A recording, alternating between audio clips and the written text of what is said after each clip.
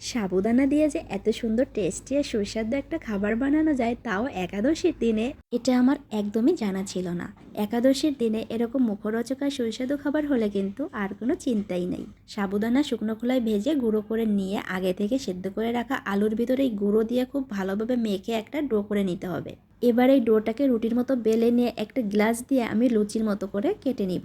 Glass দিয়ে লুচি কেটে নেওয়ার কারণ হলো শেপটা ঠিক রাখা, কারণ এই ডোটা দিয়ে লুচি করতে গেলে পুরোপুরি গোল নাও হতে পারে, তাই আমি গ্লাস দিয়েই কেটে নিলাম লুচিগুলো। এবার গরম তেলের ভিতর একটা একটা করে আমি সবগুলো লুচি ভেজে নিব। লুচিগুলো ভেজে নিয়ে লুচির সাথে খাওয়ার জন্য আমি বানিয়েছি নতুন আলু দিয়ে আলুর দম। যেহেতু একাদশীর দিনে আর একাদশী উপলক্ষে আমি এই খাবারটা বানিয়েছি, তাই ভগবানকে নিবেদন করেই তারপর আমরা প্রসাদটা খেয়েছি।